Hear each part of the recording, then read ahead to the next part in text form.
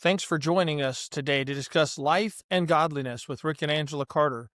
If you'd like to be part of the conversation, email us at cartersforhope@gmail.com. That's Carters, the number 4, hope@gmail.com. Any questions you have, we'll discuss in future episodes. Right now, sit back and let's join in on the conversation.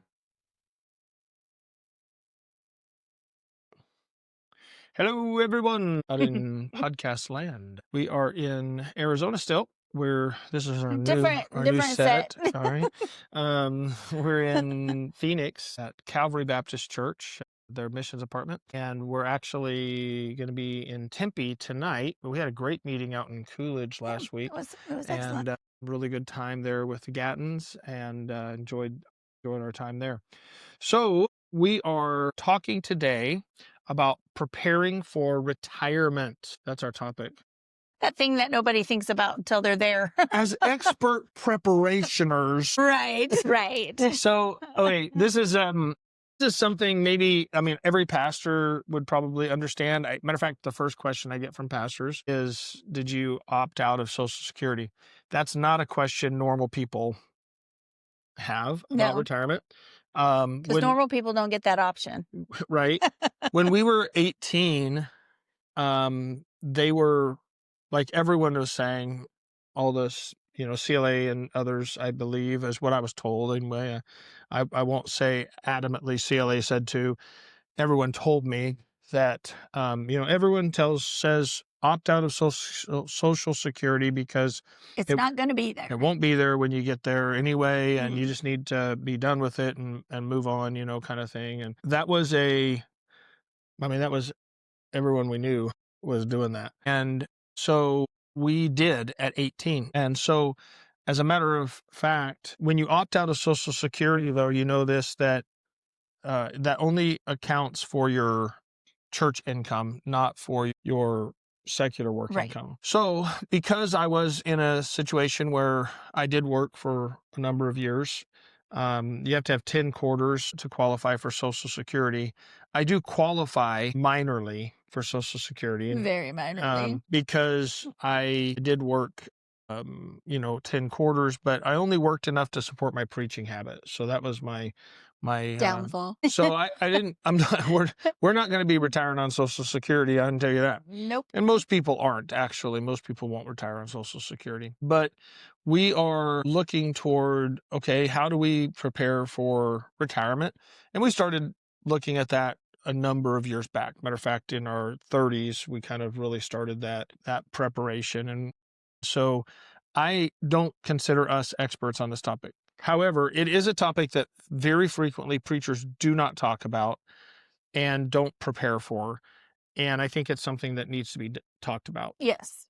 And many churches don't think about That's right. that in regards to their preacher. And a pastor is embarrassed or not wanting to, not comfortable bringing up that, hey, the church ought to consider doing something about my retirement, because that's an uncomfortable conversation. He doesn't want to talk about money for himself. And so consequently, a lot of churches do nothing for their pastor to prepare him for retirement.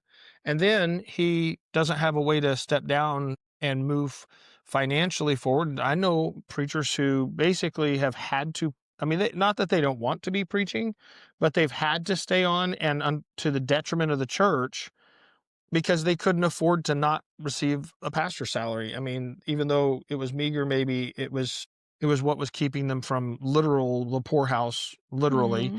And that's bad preparation on the part of the church, not just the part of the pastor, because church, if you think about it, every company I know of provides some level of retirement planning.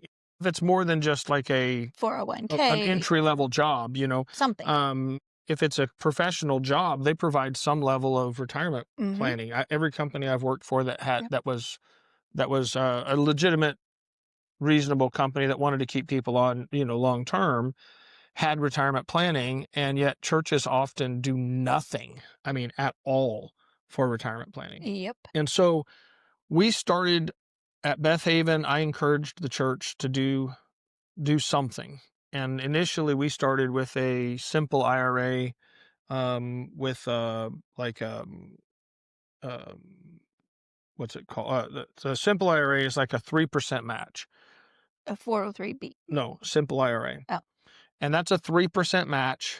And so we would put in 3%, the church would put in 3%. We actually put in more than 3% to try and add more. But that was back in our late 30s, mid to late 30s when we started that. And then also on a personal level, we also started putting into a Roth IRA. And a Roth IRA is nice, different than a simple IRA. Simple IRA, you pay taxes on that when you withdraw it. It's pre-taxed input, but it's taxed as it comes out.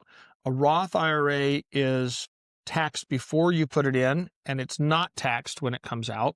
And so that is a benefit to the Roth IRA. And it's capped, I think, right now at like $6,000 a year that you can put in.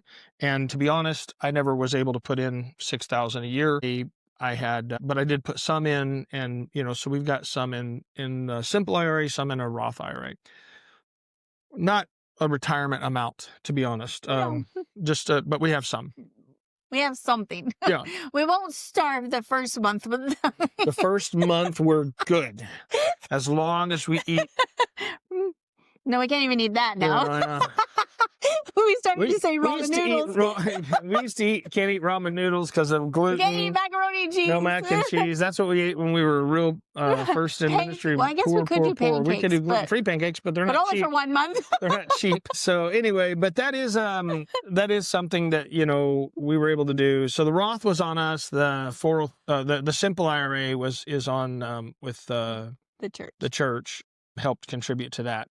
And then we did have when we were younger, we specifically had term life insurance. I had term life insurance because it was cheaper. And that way, if I died, the kids and Angela would be taken care of during that period of time. And I really do recommend, if you're young and you have a family, you need to have term life insurance. That should be your first investment in retirement. Yeah. And it's not like you're going to get anything back on that. It's term, it's going to expire, but it's cheap and you can get more. And my thought was both the husband and the wife need it. Yeah, because if Angela was to have passed away while we had kids at home, I was gonna. What am I gonna do? I You have to take work, care of the yeah. kids and work, and vice versa. She's got to raise the kids, So we kept more on me than on her. Yeah. But we did have term on both of us. I think we didn't even pay overall. We paid like maybe $20 a month. Well, I think it was like for the both of us, it was like 35 or something like that. In that range. Yeah. And so we just made it part of our budget and kind of. But Brother Ivan taught us that when we were in school. Like, he really emphasized that you need to have life insurance. Yeah. Your spouse needs to be taken care of and your family needs to be taken care of. Right. And we really took that to heart. And I didn't ever think about that until he was teaching that. Right. Now, our kids have been out of the house for a while. We still have term just because we bought it. It just hasn't expired. It's cheap enough that we just keep paying for it. It will expire should we live long enough. But we keep it just because, it's not that expensive. And if the Lord comes back, the insurance company has the reward. That's true. But we also, as the kids were getting out of the house, we switched over to some whole life also. Yeah. And it's, but what we did was a universal indexed life. And the benefit of that is that it actually, when we quit paying for it, which would be for us, we'll no longer pay at 62 years old. So we'll pay that for the next 11 years. When I'm 62, we're no longer paying. And this is only on me, actually, not on her. And what it'll do is two things. This helps toward our retirement. Okay. So one, it will pay us a monthly amount. Once we turn 62, we start receiving a monthly amount, and we'll receive that amount all the way up until 99. And then after, if I were to pass before 99, which I doubt, right? I mean, I'm thinking. I thought you were going to live forever. Well, eventually, eternally, yes. But you're never going to get old, dear. Never. Right. I don't feel like it, except when I wake up or when I'm sleeping. Hey, don't mention that. But anyway, if I die whenever I die, Angela will actually receive the death benefit, or the kids would. And even if I live to be 99 or 100 years old, it still pays a death benefit enough that it would be able to cover funeral expenses and all of that. And that's the big Easily. issue that we, obviously that part of that, and it's well more than just what a funeral would cost. So it would provide for Angela for a period of time there also. So that's kind of basic stuff, right? That was like a Roth IRA, simple IRA, term life, and universal index is what we have, because it's tied to the stock market. You can't lose money, but it accelerates as the stock market goes up or whatever. The benefits of that right there, plus the meager Social Security, if it were 20 years ago and we owned a home, we would be able to live on that. Yes. But it's not 20 years ago. It's not 20 years ago. Here's the thing that I think people don't understand. Maybe people do understand it, and they just don't talk about it, or don't talk about it, or whatever. But I was sitting on a plane. When was this? This was about 2018, somewhere in that range. We had been investing for, as we could. We've never been able to put a huge amount back, but enough that we're preparing, right? We're doing what we can. And I'm sitting next to this guy on the plane, and he said, in 64, this is an older guy at the time, he said in 1964, well, first he told me he had bought a Bitcoin for him and each of his kids. Whew. And this was back when Bitcoin was cheaper, right? I can't even imagine what that guy has now. But then he said he buys silver. And I said, okay. And he said, yeah, in 64, I could buy a gallon of gas for $0.25. And I said, right. And he said, well, I could still buy a gallon of gas for that $0.25. And I said, where are you buying gas? And he said, no. I couldn't buy a gallon of gas for $0.25. I could buy a gallon of gas for that $0.25. And at that time, a $0.25, that 1964, which is 90% silver, pre-64, that $0.25 was worth just over $2, maybe $2.50 or something, and it was enough to buy a gallon of gas. I mean, maybe plus a little bit more. And I had never heard that or thought about it. And here's what he said. He said the value, or the price of gas has not gone up. The value of money has gone down. And I never thought of that before. I never heard that before. And what's going on is a depreciation of the money value. Right. And so sometimes we think about, and we'll say this, but maybe it doesn't register. Like, well, $100 doesn't go as far as it used to. I mean, I remember when we were first married, $100 was a lot of money. I mean, that was a ton of money. Yeah, we could buy a lot of groceries with $100. Yeah, and so now you can't even get one bag at Walmart. Right. It's just totally changed, and so the value as they depreciate the money, and the government can never go bankrupt. Sometimes they talk about, the government's going to go bankrupt. The government will never go bankrupt because they print the money. They can't go bankrupt. And so they'll just keep printing into infinity. And devaluing the dollar. Right. And so the only thing that actually goes up, and this is when I started learning about this, is assets. But I didn't understand assets. See, I thought of our car as an asset. I thought of our house as an asset.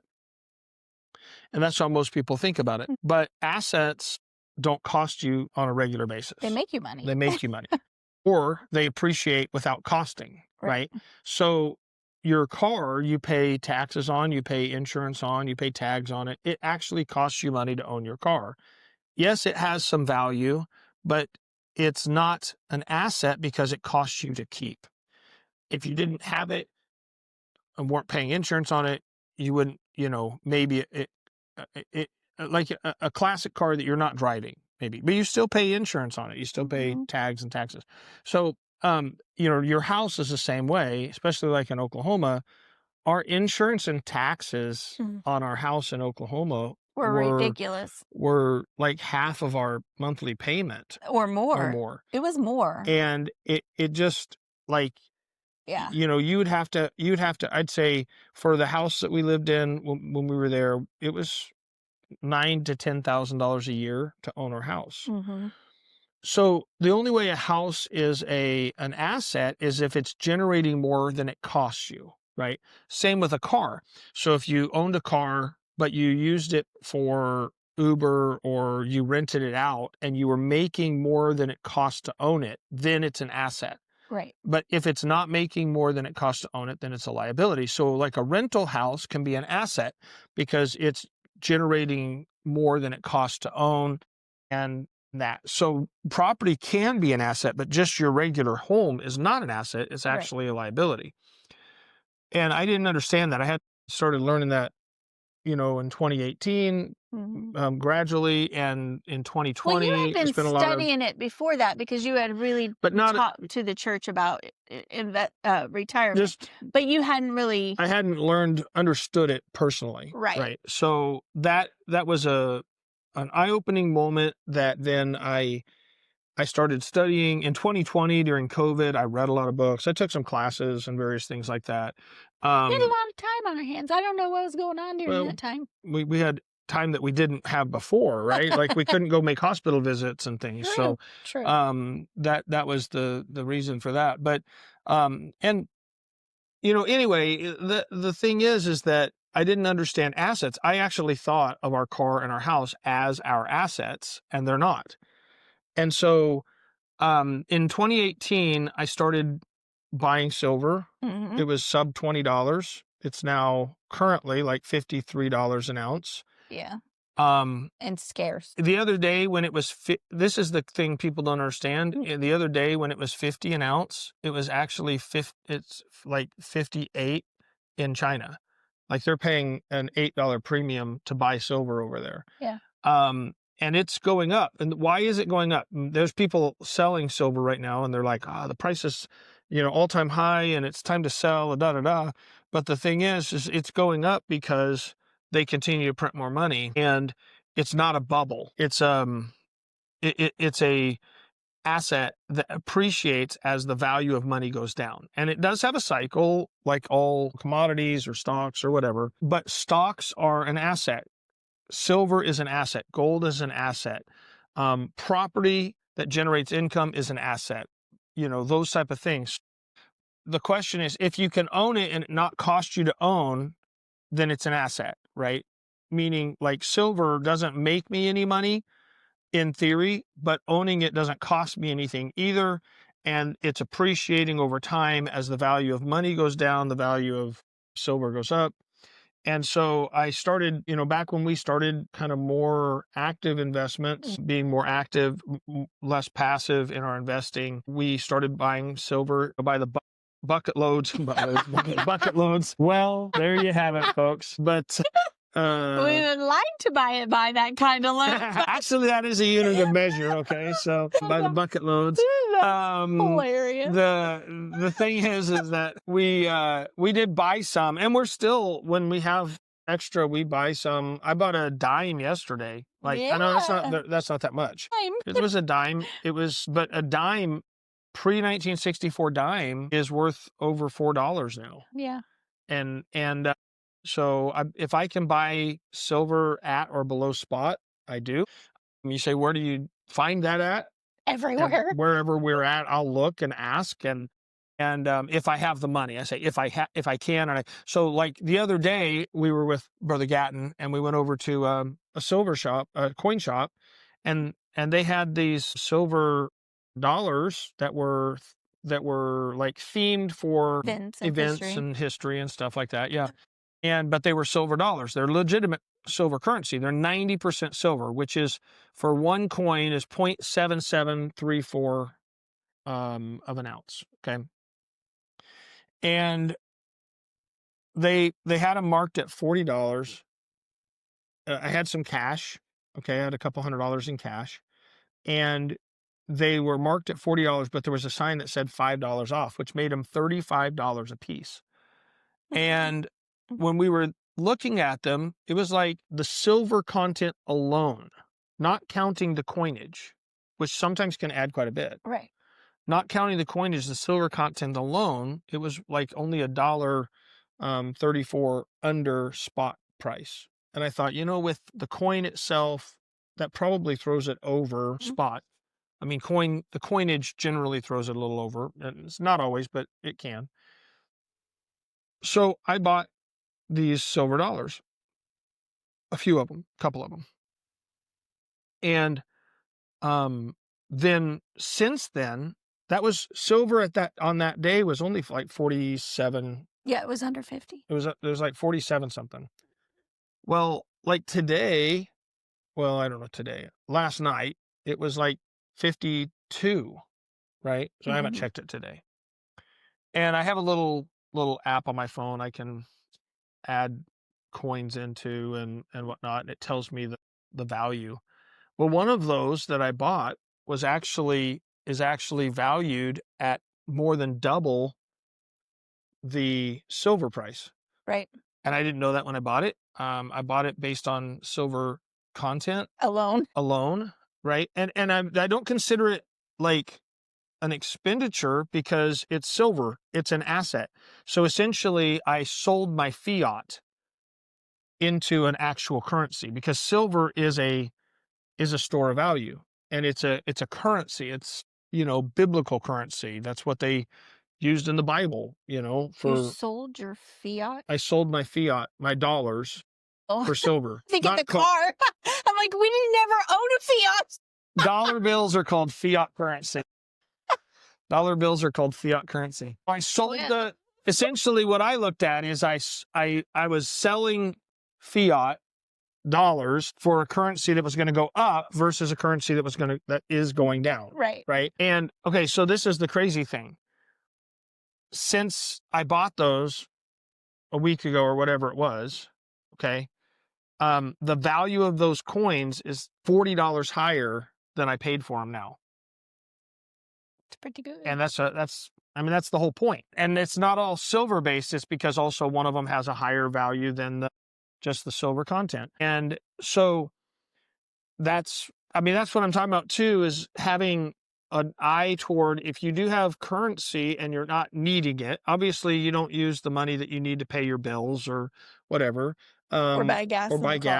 But if you have a little bit extra, it may not be a lot extra, but I'm just going to say my thought on this.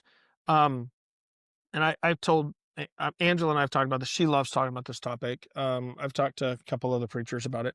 The fact is that there's the historical or the actual ratio of silver to gold in the earth is that there's 7 ounces of silver for every ounce of gold. Okay, so 7 to 1.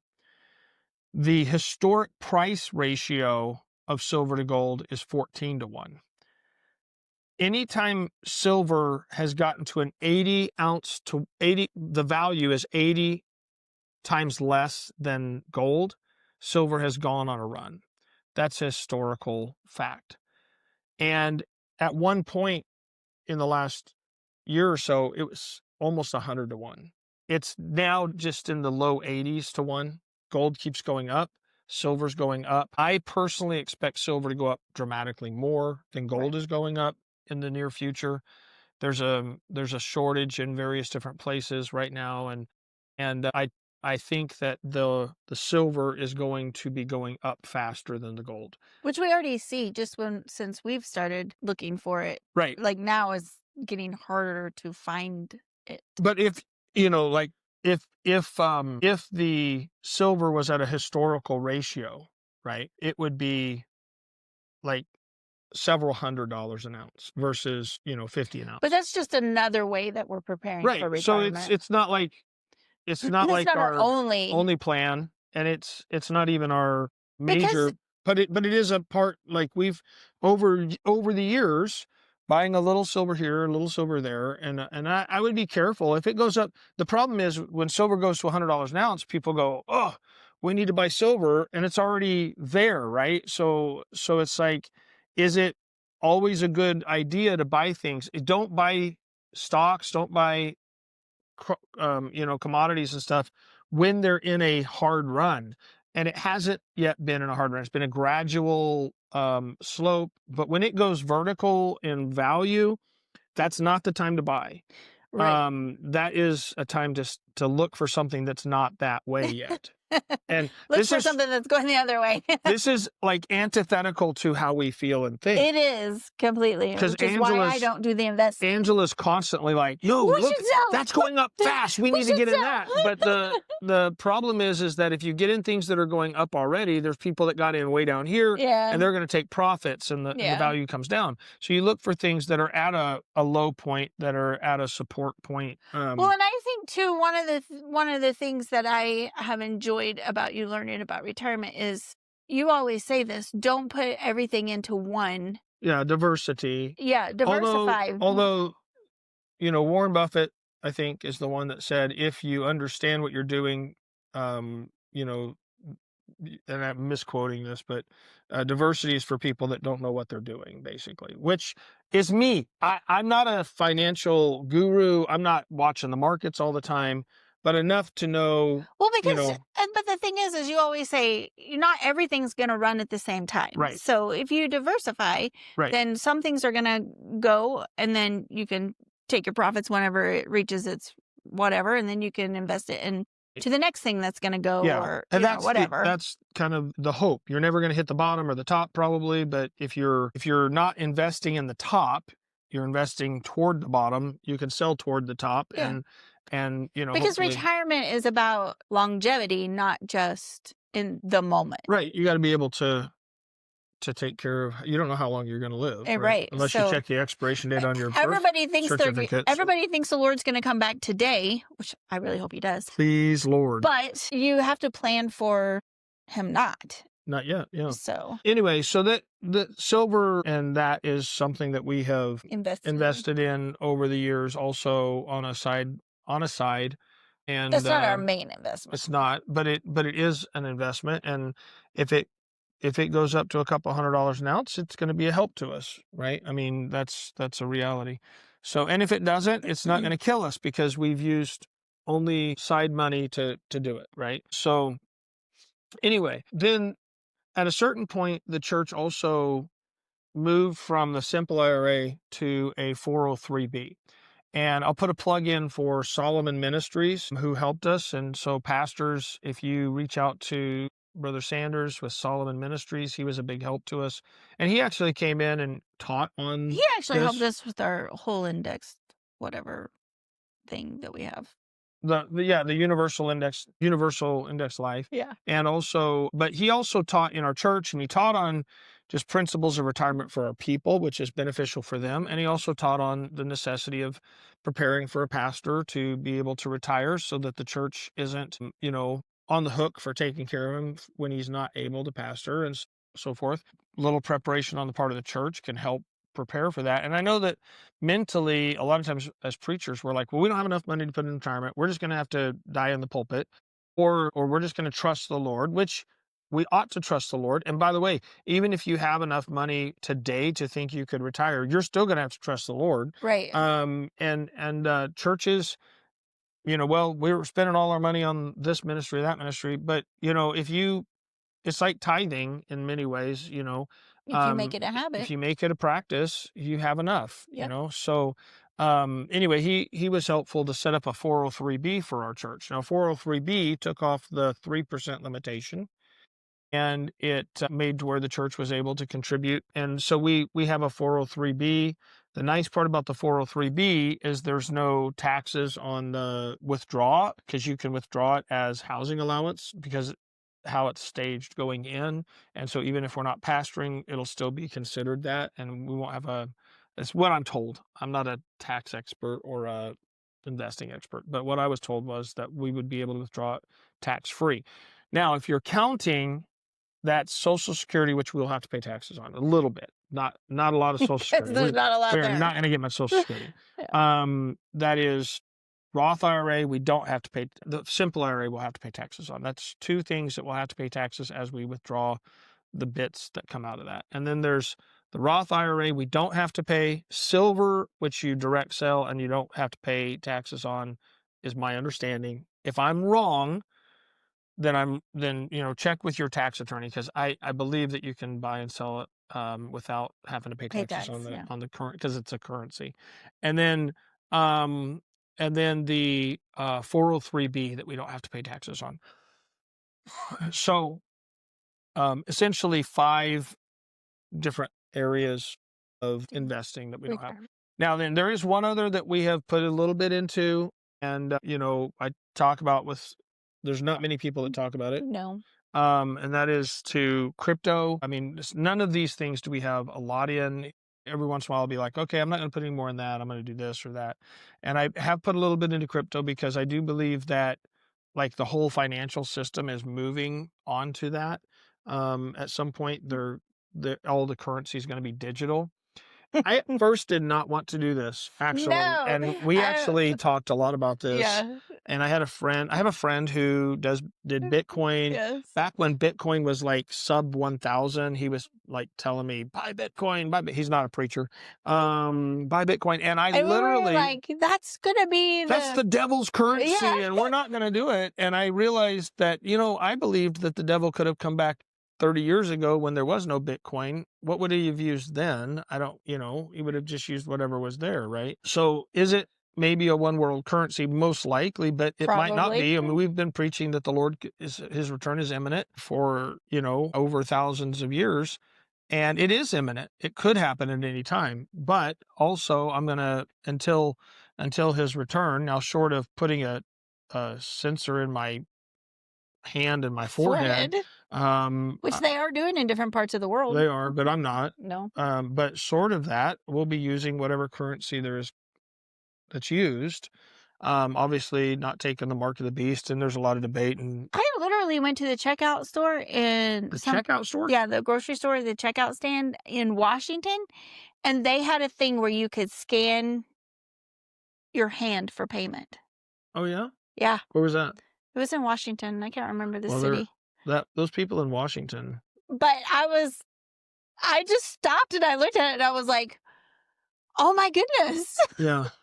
There you go. It was weird. Anyway. So yeah, I don't know.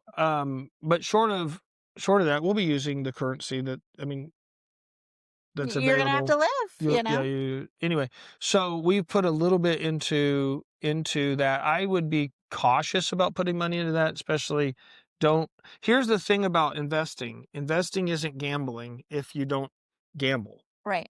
Right.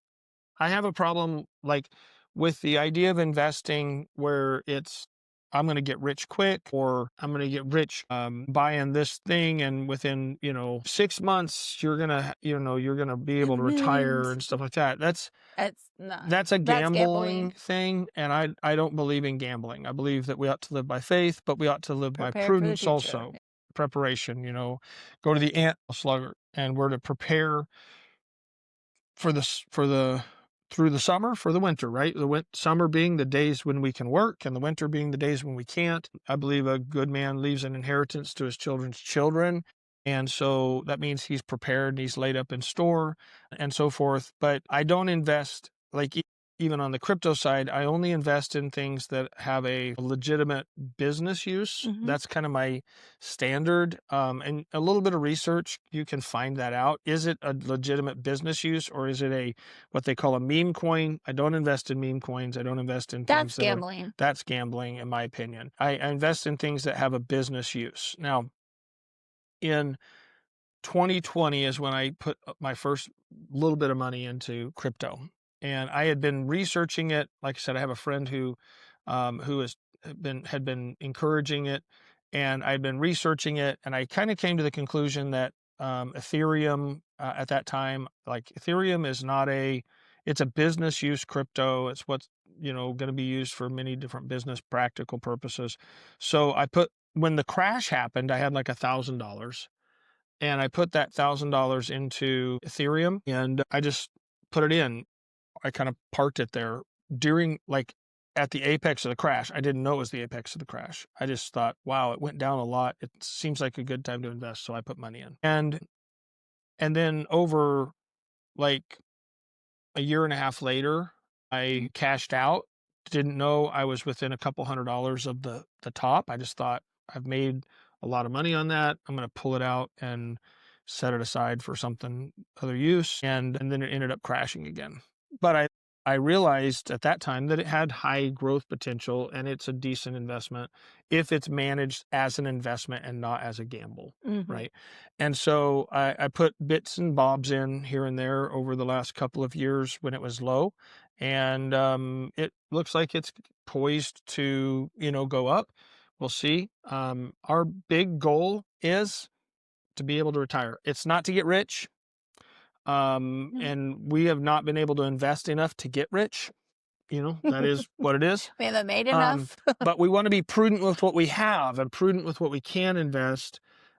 So we've done, several different areas. So if you are counting on the taxed or not taxed, that's one that's taxable. But if you're a young person, a young man, young lady that's listening, start investing now. If you invest now, even if you don't have to invest as much. Yeah, even if you're just investing in the S&P or something like that, which is the index for the stock market. I think I read one time like $2,000 invested at 18 ends up netting you more at retirement than starting at 40 and investing 2,000 a month or something like that. I mean, it's really crazy. Compounding investment matters and it adds up over time. We did not start until we were in our mid-30s. Because we didn't know. We didn't know anything. And nobody talked about it. And everybody was like, you're going to die in the pulpit and, don't prepare to quit. Don't prepare to quit. Well, we don't intend to ever quit, but because, as long as we can serve the Lord, that's our plan, right? I think that's part of the qualification of a pastor is looking out for the needs of his family, not just in the immediate needs, but in the future too. I think I don't think it's not a biblical qualification. No, I think it falls underneath that caring for your family. I think that's all part of it. Is what I'm trying to say. I think he should. I think a prudent and wise person will. Yes. It's not a Bible qualification. No, but I think it falls under, but it's in that category. Okay. That's what I'm trying to say. I don't know what I'm trying to say. Anyway, but the point is that it is right to prepare and plan, and it's not sin. And that's the thing that I was almost, like a lot of people make it when we were younger in ministry. Yeah. And I'm not talking about my parents. I'm just talking about generally pastors. Every time you went to a preacher's meeting, bless God, I'm not preparing for retirement. I'm going to die serving the Lord. And everyone would be like, amen. Yeah, amen. And that is I don't know that I would even say it's noble. I think it's a wrong-headed idea. Because it's saying preparing for the future. I don't know what the future holds. What if I have some kind of a debilitating disease and I can't pastor or preach, and yet I need to take care of my family. And I've done nothing to prepare for it. Is it everyone else's responsibility now to take care? Well, I'm trusting the Lord. Yeah. Praise God, you're trusting the Lord, but you're also going to know that God's going to use other people to meet that need, meaning that resources are going to be going to you from other people. And God works that way, and I'm not saying he doesn't, and I do believe we ought to live by faith. But I think part of it is I'm supposed to live by faith today and tomorrow. And I hear people say, I'm living by faith, and besides that, I don't have money to invest anyway. So you're living by faith, but not faith enough to prepare for the future. And I think living by faith means I also prepare for tomorrow, and I'm laying up in store. I think it's just wisdom and prudence, and it is faith to prepare. It's not a lack of faith to prepare. And so if anything, I hope this gave you some ideas. And obviously, I said at the beginning, we're not experts.